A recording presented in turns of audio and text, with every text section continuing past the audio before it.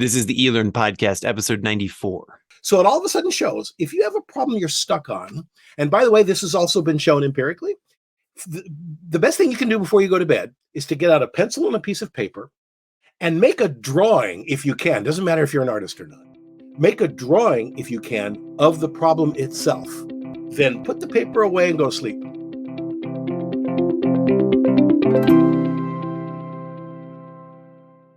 Welcome to the eLearn Podcast. My name is Laddick, and I'm your host from OpenLMS. My guest for today is Dr. John Medina, an affiliate professor of bioengineering at the University of Washington School of Medicine, and the author of the book Brain Rules, which has many variations at this stage, including work, babies, and many more.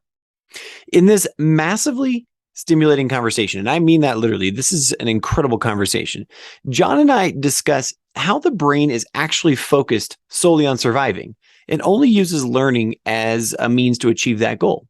And the learning environments we create that are actually the opposite of what the brain is expecting today. We also talk about how the Zoom fatigue that we've all experienced in online classes is related to the big head problem, eye contact timing, missing body columns, and nonverbal information. And the fact that we can sense air pressure as a way to, understand how we're supposed to interact in conversations. But you're going to have to listen to the interview to learn about that. We also talk about what the BRAC, or Basic Rest Activity Cycle, is and why you need to incorporate it into your teaching and learning immediately. And P.S., the BRAC is even better if you just go outside for a few minutes. We also talk about flow, the two types of creativity, and cognitive disinhibition, and how all of these play together to help us solve problems. We then move into why we absolutely need to sleep to learn, and why it's actually just as important when we sleep as about how much we sleep.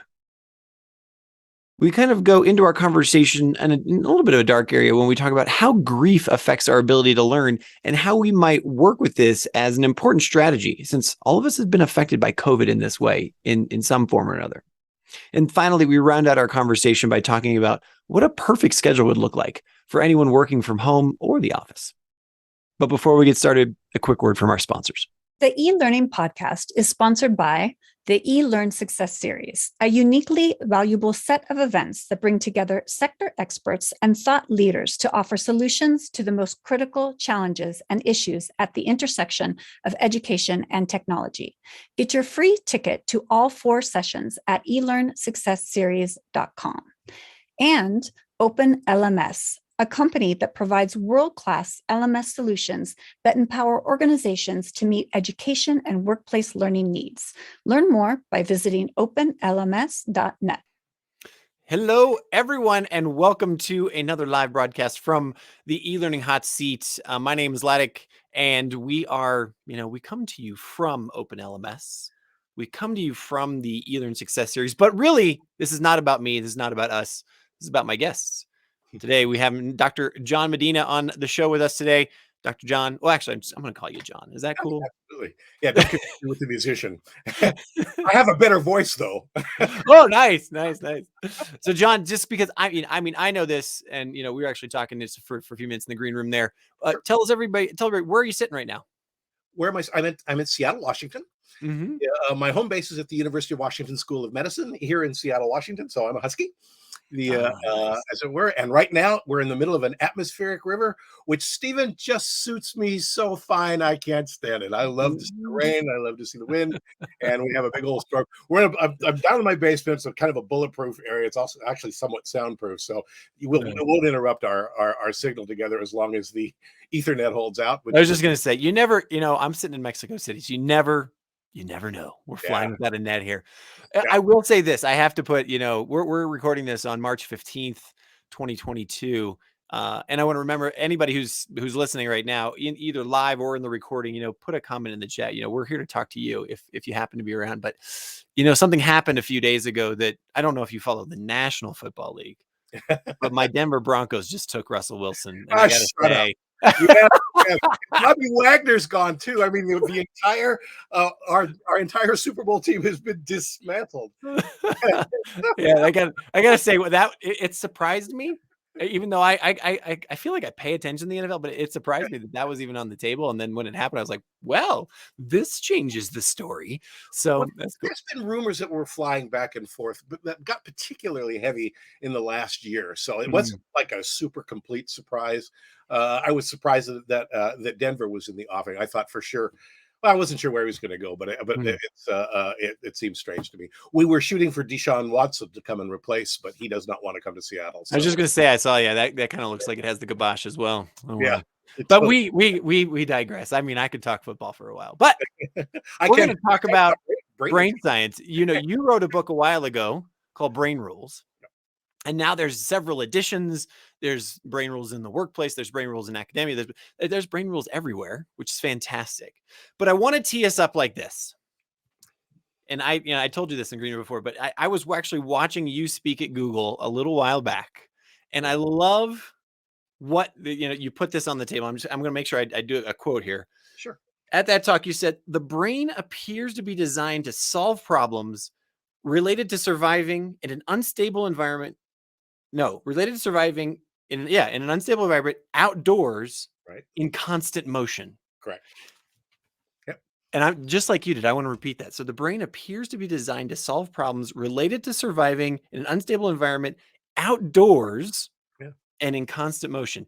How about that? So I'm going to start with one thing today. Okay. You and I are now, talking through the Ethernet. We're talking to cameras. We're not in the same room. Neither of us are outdoors. And this is how millions of learners are working today. Yeah. Are we absolutely crazy or what? Well, we're absolutely inefficient. Maybe that would be the way to say it. Because what you just described, I call the design performance envelope of the human brain. The human brain really is designed to solve problems. It's not related to surviving. It's not interested in learning. It's interested in surviving, and it uses learning in the service of that survival. But you can't flip it. So, at every time when a survival instinct may be jeopardized or even thought to be mildly threatened, the brain goes into a completely different mode of learning because it's not interested in learning. It's interested in surviving. Now, the conditions under which that occurs is an unstable meteorological environment and doing it in near constant motion in the great outdoors for sure. That just shows how much our evolutionary history is antithetical to our learning environments. I mean, if you were to design a learning environment that was directly opposed to what the brain is naturally good at doing, Stephen, you would design this space right now, the thing that you and I are doing together. That's about as far away from how the brain actually is used to working in our hundreds of thousands of years of evolutionary history. So we should be on treadmills at least, walking 1.2, 1.5 miles an hour, just to keep the blood from pooling into our butts and into our ankles. Yet that's not happening. You're seated. I'm seated. So I had originally wrote Brain Rules because I really got tired of this confounder. I mean, if we're really interested in teaching people, shouldn't we think a little bit about how the brain works? Being as how it's not like you can teach things to your pancreas. Yeah, for sure. Things to your organ. So if the organ follows specific rules of engagement, you would ask the question, what are those rules of engagement? And would that then not also optimize the learning experience? The answer, it's a hypothesis, but I believe it's also a strong one because the answer is yeah. So now here we are 24 months after, well, 24 months after, the world declared, shut down, and, we're starting to open up. Let me just going to put this on the table. Like, what have you learned? What have you observed? What are one of the key, maybe the key few things that people have been asking you, or that you have learned from this, learning in this pandemic environment? Yeah. Probably the biggest thing I've learned wasn't anything new. It was more just like it got underscored how ridiculously relational the human brain is and how important in-person contact is to the human brain. Now, I know this is all about e-learning, and I totally get that there's an entire industry that is not only involved in it, but has probably saved some people's academic bacon simply because they can't get out of the house and they're alive today. And I totally get that. Doesn't give a rip about what the brain is interested in, what it's used to. A real good example might be Zoom phone calls. Maybe a phone call like this. Shall we pick on Zoom for a minute there? Would that be okay? Absolutely. I love, like the Zoom phenomenon is great in itself. And now you can actually say, hey, let's Zoom, let's Google that, sure. It's become a verb. It was a noun. It was a company. Then it became a noun. Now it's become a verb for sure. Okay. One fact that you can say to show, and we'll get back to the whole idea of how ridiculously relational we are in a second, but we'll go down this path for a second, I suppose. Zoom phone calls make you tired. Now, we actually don't know why Zoom phone calls are exhausting, but they are. And the good counsel is to, if you have to do an hour's worth of Zoom, Stephen, when we're done with this phone call, you and I should both go do something that's not Zoom. That's not a video conference. It's not Teams. That's not anything else. We should go do something else. It exhausts us. We think we don't know why, but there are a couple of reasons that suggest something plausible. I'll give three. Number one, the first one's called the big head problem or the big face problem. The big face problem, big head problem is just like right now. I see your face, you see mine, you see some of my shoulders down to my mid-abdomen, and I can sort of see your shoulders in your big microphone. The only time in the Serengeti when we saw a big face or a big head was when we were about to have a physical assault with somebody or we were about to have sex. Those were the times when we saw a big face. So the suggestion is, because in a Zoom phone call, there's not going to be a physical assault and there's probably not going to be any intimacy that would require in-person contact, that the brain has to call up these little batch files. Am I showing my age by talking about Just going to say, do I pull the floppy disk out? But no, I'm just like these tiny little algorithms that actually can be repeated over and over again. Is that better for people not knowing what DOS is? And I don't blame you if you don't. We have these little files that have to come up and say, no, you're not having sex. No, you're not going to fight somebody. No, you're not having reproduction. No, you're not going to have a physical assault. And that gets exhausting. So the first reason people think that Zoom meetings are exhausting is because of the big head problem and our need to constantly bat away our evolutionary history to have a conversation. Here's the second thought about why Zoom meetings are exhausting. It has to do with something you can measure actually really well, and that's eye contact. Eye contact is unbelievably important to social mammals. It's unbelievably important to gorillas and orangutans and chimpanzees and dogs. It's important to human beings too. And you can measure certain emotional reactions to eye contact simply by doing this. For example, if I am talking to you, Stephen, and then all of a sudden I break away after 1.2 seconds. Let's say I'm talking to the camera right now, but I'll talk now to your image on my computer. Here, now I'm talking to you. Right. But I'm actually not talking to you. I'm talking to an angle of you. Right. I no longer have your eye contact. Now, there I am. Oh, I'm back. If that's gone for 1.2 seconds or more, you think I'm ignoring you. I was just going to say, you get uncomfortable. You feel a little strange when somebody, especially when you talk with somebody and it's clear that their camera's over here and they're talking to you or they're talking to their screen over here. You're like, hey, wait, I'm right here. If you want to do a parlor trick sometime to show the uncomfortable, I've done this in lecture before. I teach mostly bioengineering graduate students, by the way. I'll have them say, don't look at my eyes when you're talking to me. Look at my hairline. And I'm going to look at your hairline too. So it's just off. So it's just off a little bit like this. It gives people a really creepy feeling because you don't have the eye contact. We need 1.2 seconds or more. But there is a Goldilocks here, Stephen. If I give you a steady gaze for more than 3.2 seconds, I'm about to do that right now. Watch. You think there's something wrong. You think in fact, if I'm gazing at you with not saying anything with some intensity, you might get actually creeped out. So it turns out that human gazes are extraordinarily important for social information, and not just with us not just with us human primates, but non-human primates and dogs. And there's lots of animals that require eye contact. In a Zoom phone call, you could be one of a Brady Bunch filled of squares, Hollywood squares inside a call where you're doing nothing but doing this and staring and silent. That can be a little creepy. At any rate, the brain's not used to it. So the second reason why it's exhausting, we have to bring up that same batch file. No, he doesn't have good camera etiquette. That's why his eyes are down here, but he's still trying to talk to me. That's a batch. That's something. And if you're staring for too long a period of time, the brain goes, geez. So there's a big head. You got eye contact issues. I can just hear the brain. It's only 2% of our body weight, but it's 20% of our metabolizable glucose it sucks up. Yeah. But there's a third reason, which I think probably is the strongest of all. That has to do with nonverbal body column communication. You can't see my body column. You can see my chest. You can see my face. I can't see your body column. I have no idea how to extract information, social information about what you're feeling right now, Stephen, because I can't Mm. see the whole you. I can see part of you. I can see a very important part of you, your face and whatever. I've tried to, when I give distance lectures I have done, sometimes we had to do that, of course, in the COVID times. That's why I almost always wear a dark shirt. And when I wear a dark shirt, I then make sure that my hands are visible so that there's a high contrast, so they can actually see some of my, you know, I'm a scientist, so I lecture with my hands. Okay. Sure, of course. That allows us to see something beyond the body column. If I could really do it, I'd be standing up and moving and blocking and going back and forth. Oh, we don't have any of that information either. What you can show is that the brain will sometimes then make it up. It doesn't know what you're feeling. So it's just going to have to make it up. Oh, he's got a frown, but I don't know if he's got a frown because he's about to clear his throat or because there's something else going on. I Mhm. can't see also. The brain is so sensitive to that form of information, any of the nonverbal contact, that even it can even detect changes in micropressure, in air pressure between two people that are talking.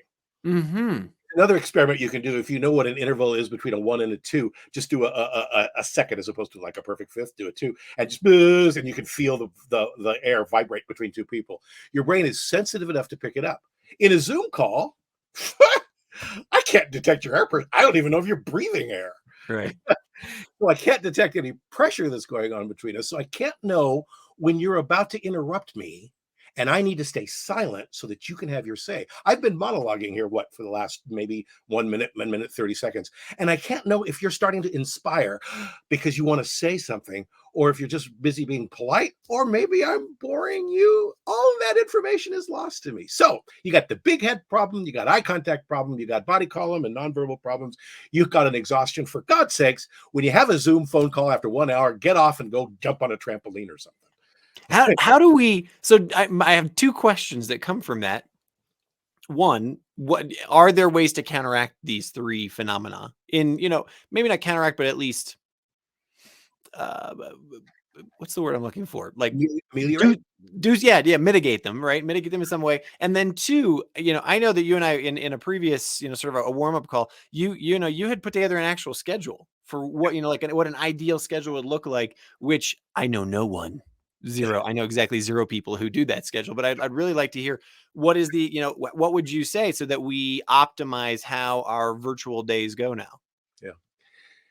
Well, this would be true not for the virtual world, although I think you can make a logical extrapolation. The stuff I'm about to describe would be Kleitman's what's called a BRAC, basic rest activity cycle. This was not done in this environment, so we have to be clear about that. Mhm. I think you can extrapolate. What you can show is that Nathaniel Kleitman was actually mostly interested in sleep. He did sleep research, and he showed a lot of the cycles that go on at night. And there's a big time study of REM and REM sleep. But he also started looking at cycles that occurred during the day because he noticed that the brain seemed to be following oscillations, not just at night, but Mhm. also during the day. So he started to study them. And he came up with something called the BRAC, the basic rest activity cycle. He found that every 90 minutes, you need to take a break from whatever the heck you're doing. Mm. It's too long a stream. You can show that your attention begins to wane. In a practical setting, he showed that, and others then apologists for him were able to show that during shift work, if you don't give somebody a break in 90 minutes, their error rate, their mistake rates go way, way high. But Mm. if you then give them like a 10, 15-minute break at the 90-minute mark and then have them recycle back to work, their mistake rates go back down to baseline. So you Mm. actually have a set of improvements. You can make, I think, a logical extension that you need a break from whatever stream of information that is occurring on a regular basis every 60 to 90 minutes easy. Mm. It would be an extrapolation to this very good work that was actually shown. Um, one of the ways that I can really see this, because I'm associated with a medical school, we see these emergency rooms and they've been clobbering our poor residents forever and ever, where you don't get 90-minute breaks. And their error rates just increase. Everybody's does, simply because they've been working for too long. And I've suggested we've worked with some architecture firms here in the Seattle area, one in particular, NBBJ, to design the emergency room of the future, which could be a substitute for the workplace of the future, just in general. You know what you need to do after 90 minutes? If you've been in the ER and you've had nothing but code your entire time and you've had two people die on your shift, you know what you need? You need a big door with a big sign that says "This way out." And you open up that door, and here is this Japanese garden Mm. with a waterfall and a big chair that says "Sit here Hmm. for 10 minutes." You can show that if you could re-expose somebody to the natural environment within 200 milliseconds, the nervous system of the human body begins to respond in a positive direction. It begins to detach, it begins to disengage. And after 10, 15 minutes of that disengagement, you have begun to, I'm going to use the word restore. I'm not sure that that's the right word. Maybe a better way to say fuel up the tank partially so that you Mm. can go back in and then do more of your stuff. This is very much in line with what Kleitman said about the BRAC, whatever. But if now we add the natural environment, notice, Stephen, we've just gone back to our very first sentence in our conversation. The human brain appears to have been designed to solve problems related to surviving in an outdoor setting. Right. That was, quite honestly, when I heard it in your talk, that was the one variable or the piece that really, like it really caught my brain and threw me out because we spend so much time, in our offices, in our houses, in our car, like, in places that are not natural settings. Yeah. And I'm just wondering if, obviously there's many people out there who have been waving the flag for a very long time that we need more nature in our lives, etc. But this is definitive. Yeah. Well, it's not an opinion. Yeah. As a scientist, I've long since carried what I believe. I just would like to know what's out there. And if nature wasn't restorative, I couldn't say that. And so I'd say, well, Steve Gellert and all the other people that worked on this at the University of Michigan for years, sorry, if you didn't do any experiments, I can't show that to you. But you can actually measure autonomic responses, parasympathetic, sympathetic interactions. You need, in fact, you need a specific type of outdoor. It's better if it's green. 523 nanometers or above in wavelength. It's better if it's green, and it's better if you get an amplifying effect if you can add running water to it. Why running water? Oh, because it just makes, it makes sense, like just in my brain, in my gut. Like I knew you were going to go like, okay, and if you could have a stream, like that's going to make it better. But well, let's get into it. Sure, there is a reason why it's not just a plant, but a specific wavelength of plant and running water as a force multiplier. In our sojourn in the Serengeti and the sides of the Ngorongoro crater, that's a savanna, but it didn't used to be a savanna. Years and years and years and years and years and years ago, it wasn't a savanna, it was a rainforest. It's still a rainforest in the central part of Africa. But beginning about, there's some controversy about this, but let's just say a long time ago, maybe 500,000 years ago, maybe there's a lot of slop here, but there's not a lot of slop about this. Our birthplace, our uterus, our Serengeti, our Africa began to dry out, began to aridify. It's still doing that. The Sahara is still moving south. So we had to come out of our beautiful, lush, green rainforest filled with water, and now we were on the savanna. So when we look around on the savanna, what is going to give us a yippee? What is going to give us a calming effect about survival? Well, two things might. Number one, if you could see a beautiful green plant.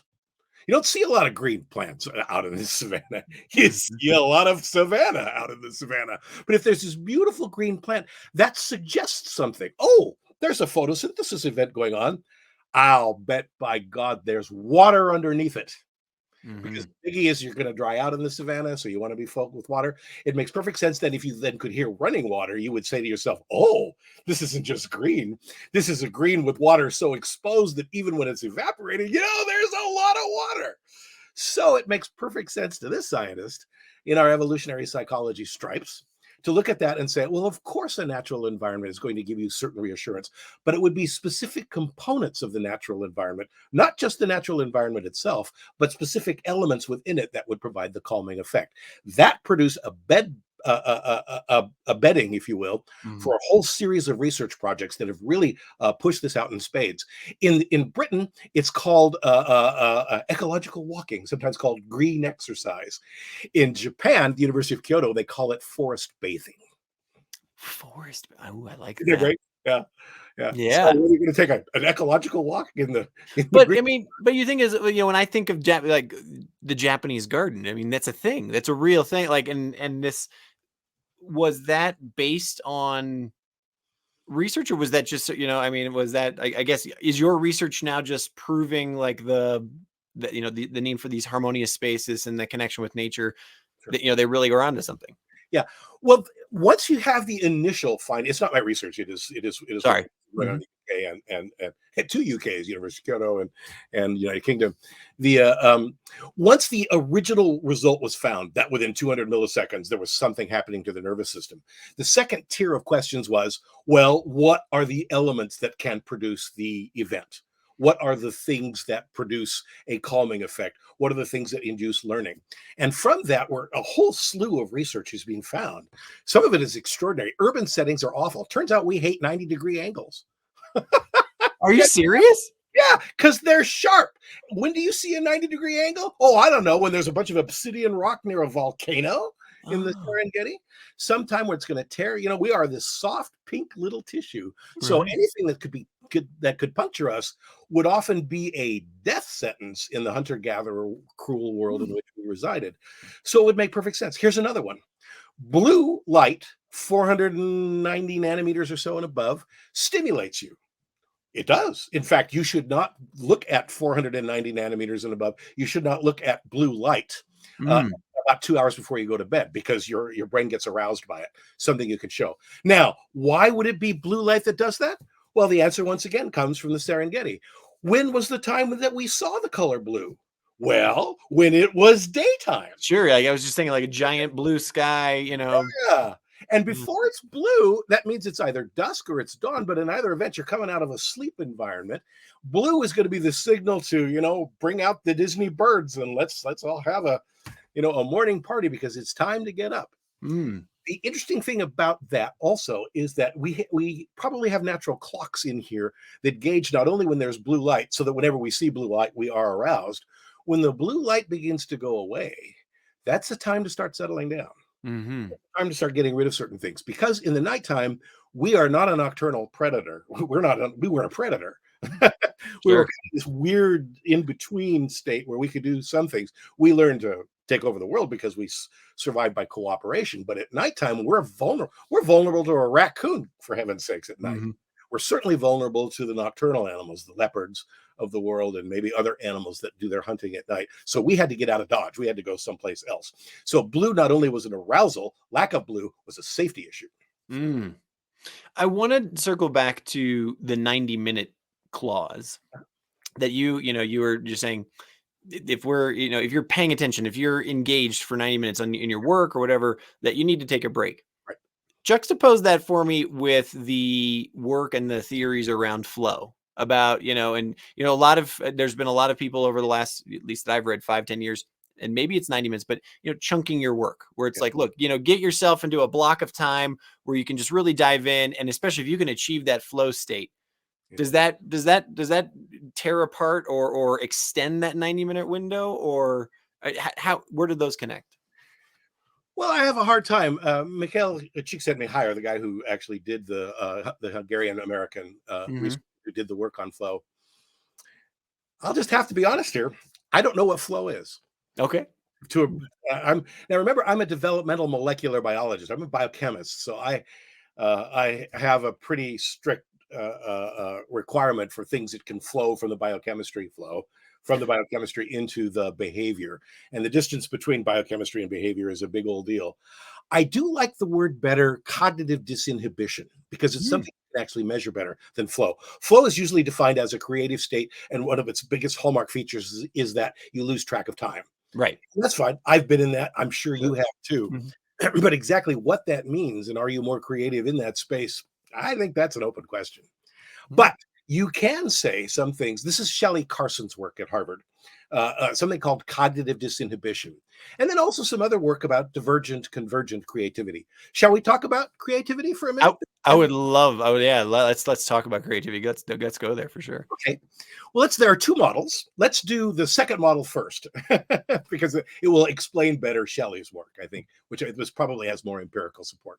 Okay, we think of creativity, since we don't know what it is, there are about 60 definitions about what it is. It's almost always defined functionally, and that is a novel idea that has use. because my research interests are the genetics of psychiatric disorders, I meet all kinds of people all day long whom you might call really, really creative. They also hallucinate a lot and bang their heads up against the wall, and they do all kinds of things that are aberrant. You wouldn't call it creative because it doesn't have a utility associated with it. So that's the operating definition that most of us use. Okay, with that in mind, there are two types of creativity. There is something called divergent thinking, which is something you can measure. The archetypal example of divergent thinking is think of new uses for a brick. I'll sometimes say that in lecture. Class, think of new uses for a brick. And somebody will say, oh, doorstop. Or somebody will say a paperweight and whatnot. And if you give those kinds of answers, you score really low. Because it's not all that far away from a brick, right? A brick is a solid mass and it's used as a support structure. But here's one that'll just put it off the charts. It's a famous answer. It was done by, I think, a little girl. I would grind the brick into dust and use it as paint. Woo. How about that? Yeah. See how that diverges? That's real. So you might call that creativity, but you can show that there is a divergence of things. Okay, so that's one type of creativity. Have divergent creativity, flow, I guess you might call that, but divergent you can measure. You can't be very stressed. You have to be able to be within your 90-minute zone and just getting all that stuff. Okay, there's a second type of creativity in this view before we get to Shelley's work that's called convergent creativity, which is also a form of creativity, is also something you can measure, but it's the exact opposite of divergent. Whereas divergent you might think of as a spotlight. Convergent creativity is like a magnifying glass that actually focuses. It converges you on a point. The best example I can think of for convergent evolution or convergent creativity, have you seen the movie Apollo 13 way back when with Tom Hanks? Tom Hanks, yeah, sure, absolutely. That movie, Stephen, is a celebration of convergent creativity because they're doing all kinds of creative stuff, but they have one goal in mind: to get the people safely back to Earth. So rather than being like a sparkler finding new uses for a brick, it's actually focusing you so that you can focus down on a particular problem. Both are creative. Yeah, I remember in that particular instance, there was a really finite set of options and variables, and so how do we put these together to achieve that goal, right? Right. They had things like duct tape and, of course, and all kinds of. MacGyver was not involved.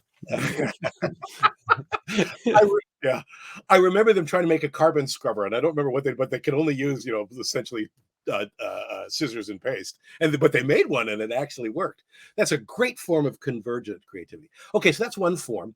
I'm not sure where flow fits in there, but these two things you can actually measure in the laboratory. Now here's something else you can measure, and it's a different series of ideas. This comes from Shelley Carson's work called cognitive disinhibition.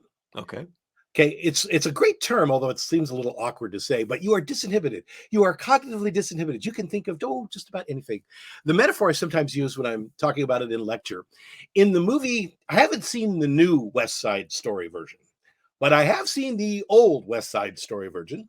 And in it they have a dance scene. It's taking place in a dance with the idea of the two gangs trying to reconcile with each other. Sure. And what's wonderful about the music is that you got the big band of Leonard Bernstein on one spot with a mambo, which Leonard Bernstein also wrote, on the other, and they are a clash not just of musical styles but of social culture, which was the point.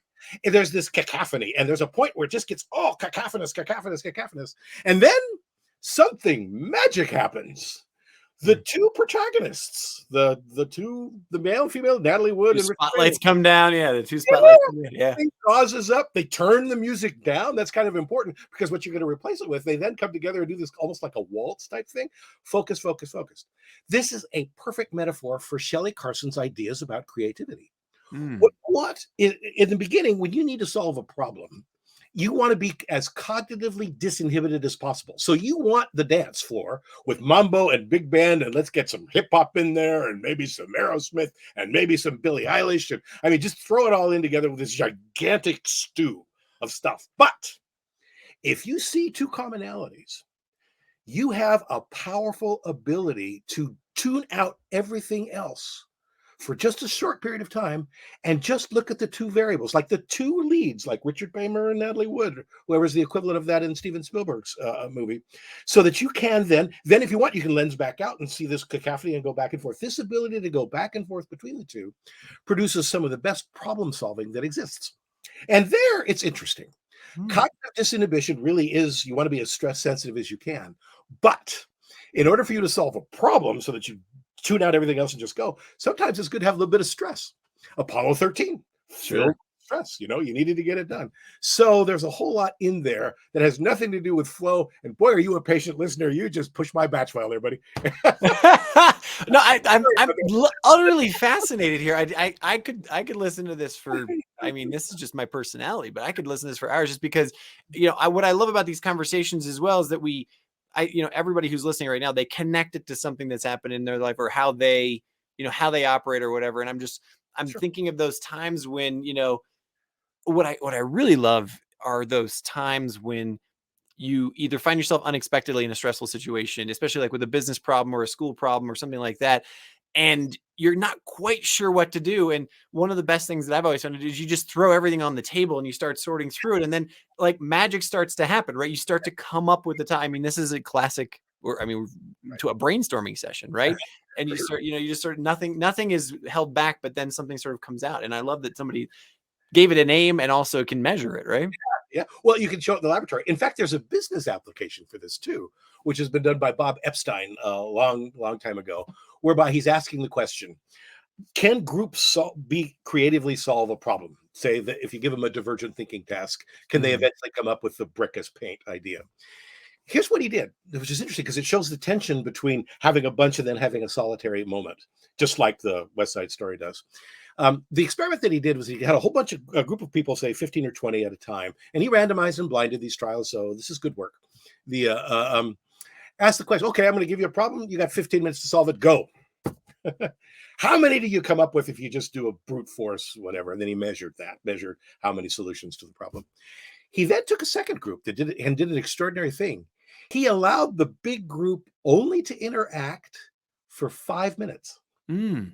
Then everybody in the group had to scatter to the hills and cogitate by themselves for an additional 5 minutes.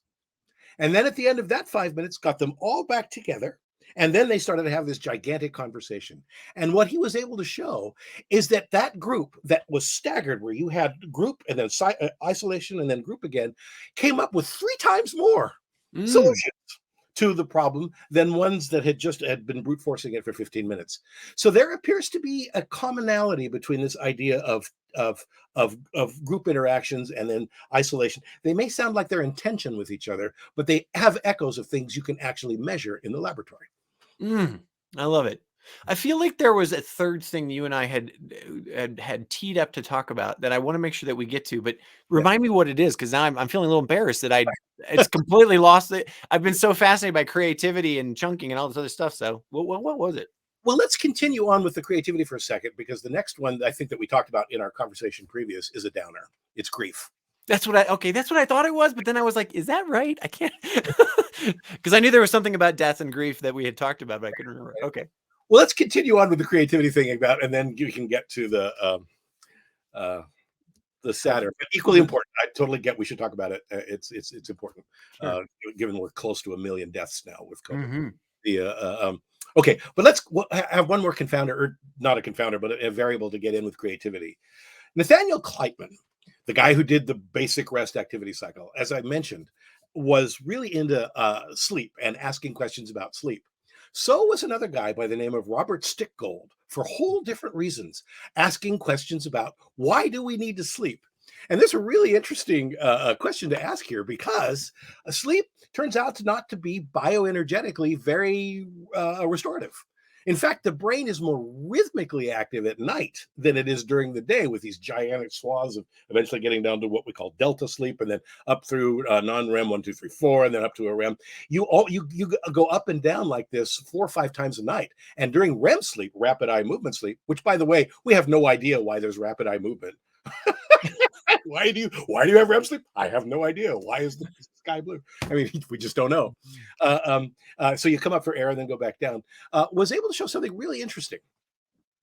If the question about why we need to sleep isn't bioenergetically available as an answer, why do we sleep? Turns out he may have the answer. And it came from studying from rats. And I'm going to kind of conflate both the rat and human data together, because they all kind of work together here. What happens at night, Stephen, when you go to bed, your brain at a certain part in the sleep cycle begins actively replaying everything it experienced that day thousands of times. Wow. Over and over and over again. In fact, it will repeat thousands of times, and then it will begin starting to select, almost like it was taking food off of a grocery shelf, other things that happened a couple days ago, and maybe a week ago, and who knows, maybe 5 years ago. You're beginning to process all of the information that you had available to you during the day at night. And it all of a sudden dawned on him, we don't need to sleep for restoration. All we need to do is to sleep, is to cut off all the sensory inputs, because we need to focus on what happens in here. We don't need to sleep so that we can rest. We need to sleep so you can learn. And with that in Dun, mind, dun, dun. I'm sorry, that blows me away because I'm like, wait, what a second. Wait, we sleep to learn? Okay, break that, unpack that. and if you don't get very much sleep, you're not going to get a whole lot of learning. So powerful is this. This actually has an antecedent in the behavioral world. He was able to show it in using a lot of deep field electrodes, and like I say, originally with mice. We now know the areas of the brain that actually get turned on when this occurs. So you're replaying it. Was able to show this. I'm not sure the specifics of this, but I know one experiment of the published work. But I know one experiment that was said. So I'll just say it this way. Took a bunch of math graduate students and gave them some math problem to solve, like, I don't know, some differential equation, some math. And the researchers also gave these poor graduate students a bonehead way to solve these problems. Unbeknownst to these wonderful graduate students, there was an elegant, beautiful way to solve these math problems. But they didn't tell them what that way was. In fact, the measure, as you might suspect, they wanted to figure how many spontaneously got the new way on their own. Okay, so here's the experiment. We're going to let them go for 8 hours on this thing. So they're going to have the whole day to try and solve these equations. That's group A. Group B is also going to get 8 hours TOT, time on task. But inserted into that is going to be a good night's sleep. So they might get at it for 4 hours, but then they had to sleep on it. And then they had to get up again and then solve it again. The question that of these research was asked by these researchers, who got the most? The answer is extraordinary. If you just worked on it all day long, about 20% of the group gets the new, fast, elegant way to do it. But if you had a chance to sleep on it, that number goes up to 60%. Wow. Got the new way. Showing that the brain was not only repeating what it was learning during night, it was actively processing what it had learned during the night. And so when you wake up, eureka, boom. So it all of a sudden shows if you have a problem you're stuck on, and by the way, this has also been shown empirically, the best thing you can do before you go to bed is to get out a pencil and a piece of paper and make a drawing if you can. Doesn't matter if you're an artist or not. Make a drawing, if you can, of the problem itself. Then put the paper away and go to sleep. Then when you wake up, after you've done your morning toilet, go right back to that paper and get started solving the problem. You'll get much better at it. Wow. Showing the ability to harness the things the brain is naturally good at doing, in a way that can bring into our lifestyle. And so that's also a very powerful way to look at sleep. Now, there is a confounder to some of these data that we have to look at.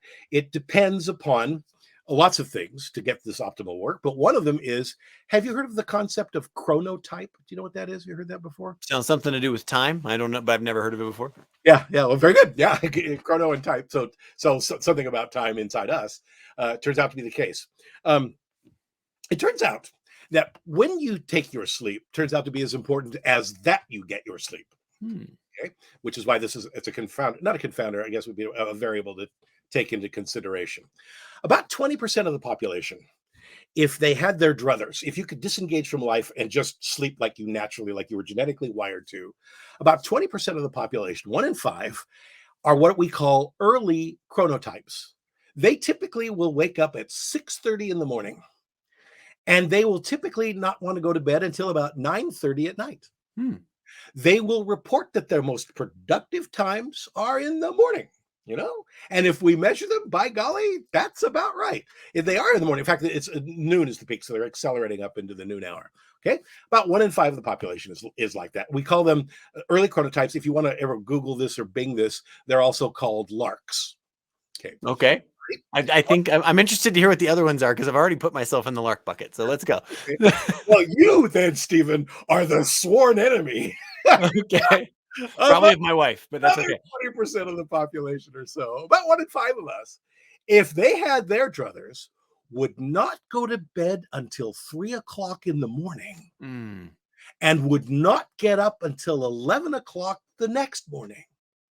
They will report that their most productive times are at night, typically between 9 and 12 at midnight, and then kind of sort of decelerating. And they're absolutely right. We call them late chronotypes.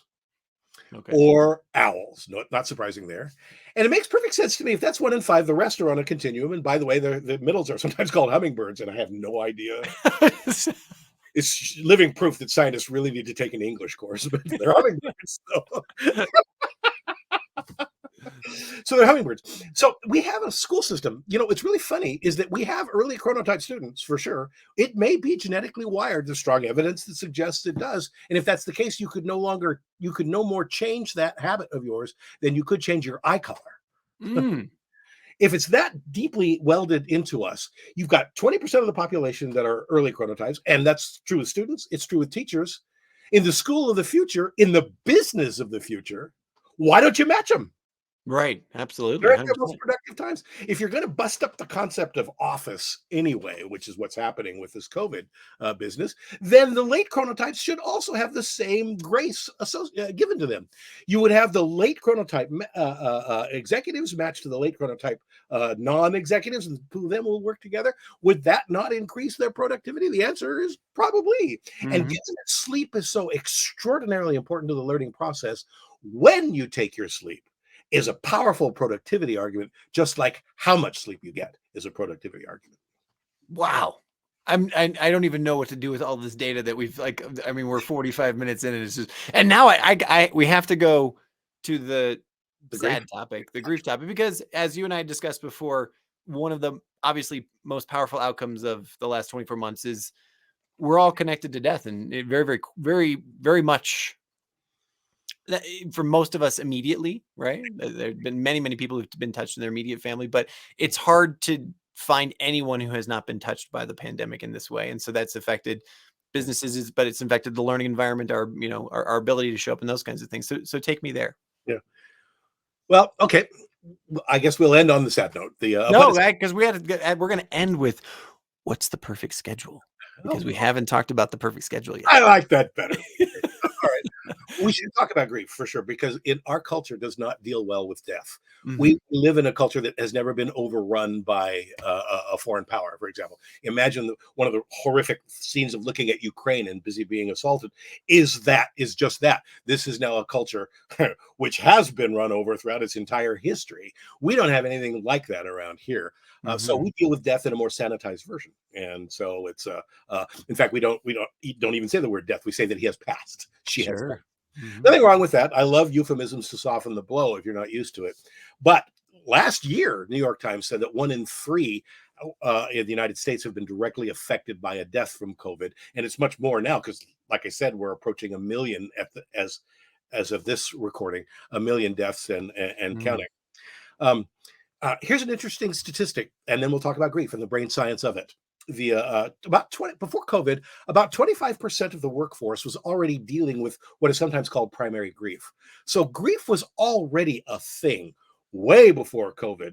I don't know what the numbers are going to be. I wouldn't trust any longitudinal that's coming out right now anyway, but it's going to be much larger than 25%, I have a feeling. So grief is going to be a big deal. So what do we know about grief? For this, we'll go to the great work of George Bonanno. That's literally his name. He's at Columbia.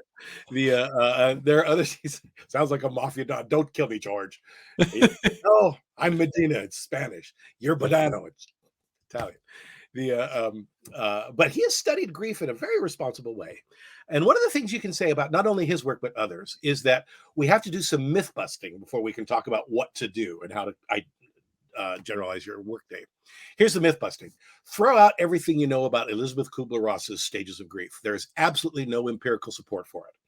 You might be Oh. familiar with her work originally. You start out with denial, you go to anger, then you go to bargaining, and then I think there's depression, and then there's acceptance, as if it was a march step through.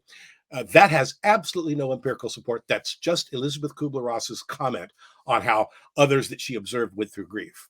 Mhm. If you do it more responsibly, if you then make it a research effort, and there is now a whole science of bereavement out there that you can study. George is leading the pack in one of these.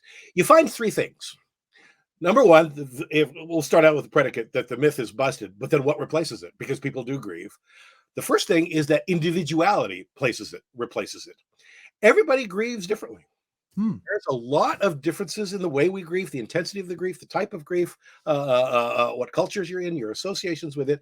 It is individually understood. So no one size fits all grief response you can have. The second thing we know is that there are, even though it's all individual and balkanized even, there are some statistical trends that you can show that are behaviorally linked.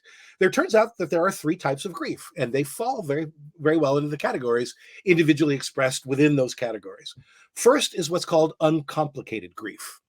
This is your grief, your standard grief that you know and love or hate, but you are familiar with. It is grief that people go through. It's uncomplicated. It's horrible. It's the worst thing most people go through, but it is also uncomplicated. There is the second type of grief that's called complicated grief or complex grief. It used to be called stuck grief, and I'll tell you why. People that are in complicated grief are still grieving 10 years later, 15 years later, 20 years later. The 15th year of their grief looks just like the first year. They appear to have gotten stuck. They appear to have gotten it's become more complicated. Probably historically, the best example is Queen Victoria back in the days of when her dearly beloved spouse Prince Albert died. She stayed in black the rest of her life, even though she would reign for many more decades, never seeming to come over complicated her grief, and that's called complicated grief. And then finally, there's a third one called disenfranchised grief, and that is a little bit more like survivor's guilt grief, where you go through, I've had some horrible things happen, but people have had a lot more horrible things happen than I. Why am I feeling this way? Mm-hmm. This idea of survivor's guilt is a form of the grief also. So there's that. All right. With all that in mind, we can talk about what are the things that can be done. The answer is it fully depends upon how you're grieving. To show you that even within these categories where there's individuality and there's several different types and there's a timeline that goes with most of them, some people are stuck, some people are not, it's still really individual. For example, I know one person whose mother died. She was close to her mother and she just collapsed, fell apart, as you should. That I would call healthy grief. You are grieving but there is a story somebody told me once of a woman whose mother also died. And she was the kind of the can-do person that would just take charge of it. And she did. She took charge of the funeral, made sure that there was a wake afterward and all these kinds of things. 10 years, 14 years passed by. And then the following happened, Stephen. This woman, this dear, responsible daughter, wakes up one morning. She had a parakeet. She goes in to feed the parakeet, finds the parakeet on the floor of the cage because the parakeet died that night. She looks at the parakeet and says, "My parakeet has died just like my mom." Boom. Then she goes. It is as individual as that. Mm-hmm. The timeline usually goes for uncomplicated grief. The 4 to 6 months is usually the hell months. So usually the toughest part. Within the next 2 years, the next 24 months, you're busy visiting the anniversaries of all the times during the year when you were with someone and so you're still responding. Most people don't have what is sometimes called integration events, where you have integrated the death, integrated the loss until about year 4. So, and even then, it's not usually, if the person really meant something to you, you have just learned to live with it. So you're integrating is a good word, as opposed to stamping it down or feeling. It often gets replaced eventually with feelings of nostalgia, but not for a long time. And if that's the case, the workplace of the future needs to deal with the fact that a whole bunch of people are going to be coming back into the office walking wounded. Ooh. Yeah, for sure. Coming back with a psychological force behind them that they have spent most of the time in their own homes, busy grieving by themselves. And when they come back to work and they see somebody else who's also grieving, powerful article published in Wired. This is pre-COVID, I believe, talking about that 25% grief. What some offices, nobody accommodated this because we hide grief under the rug, but some office mates eventually created something that's called a weeping path.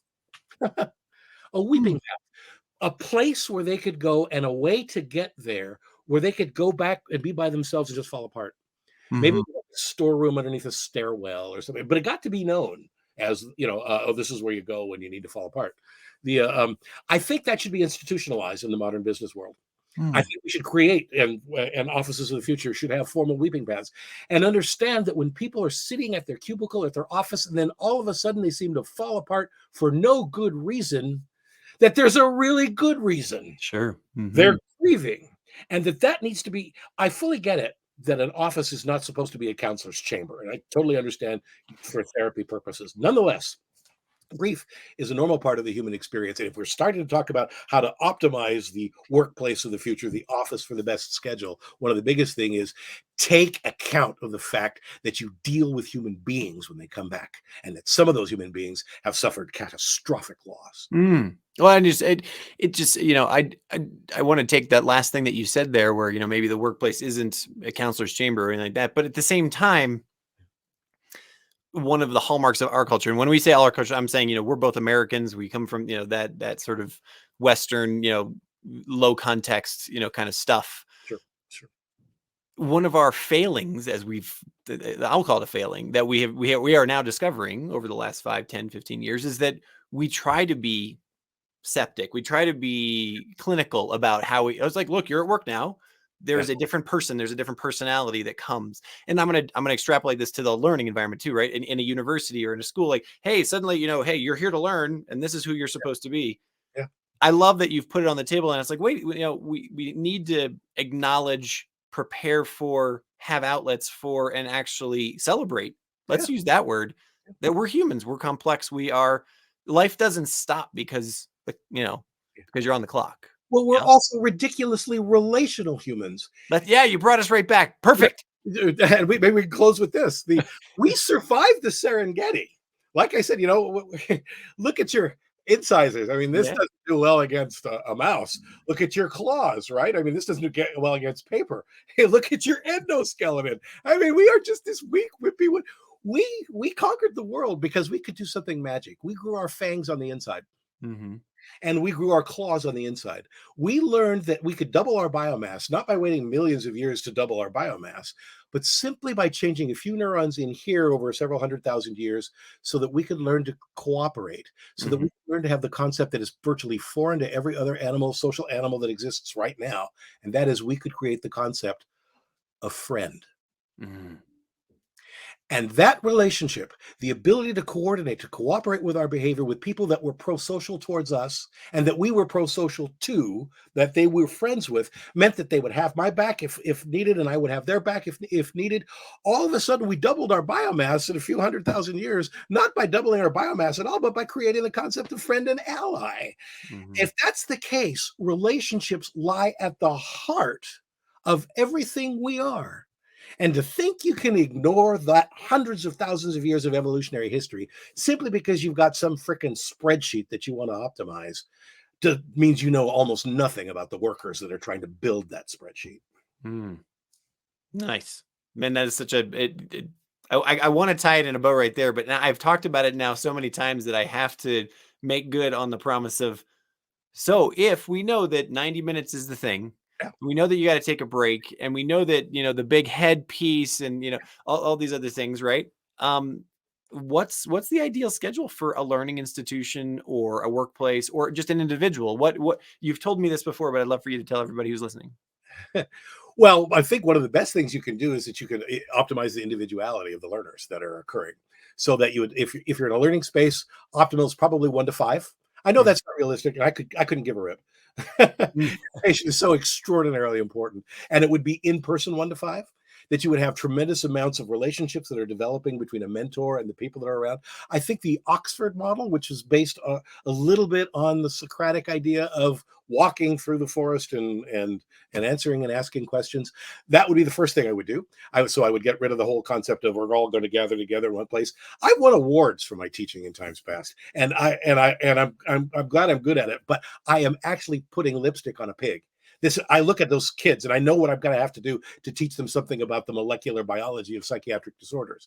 But I know that they need a break from me in 90 minutes, that they need to have a nap, which we didn't talk about, probably about 3 o'clock in the afternoon, that they need to figure out what their chronotype is.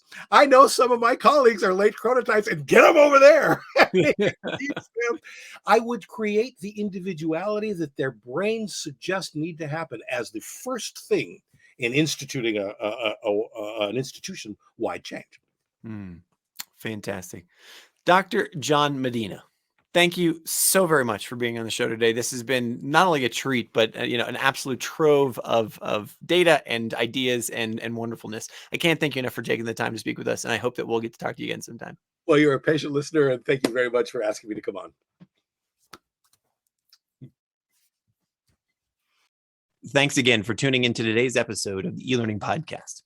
If you like what you heard, please do me the favor of following us on LinkedIn, Twitter, or whichever social media you prefer. Also, if you're interested in diving deeper on eLearning, I encourage you to get your free ticket to the eLearning Success Summit, where there are more than 70 hours of presentations on best practices. Just go to eLearningSuccessSummit.com. And then finally, for the latest news, information, and resources about eLearning, come subscribe to our newsletter at lmspulse.com. Thanks.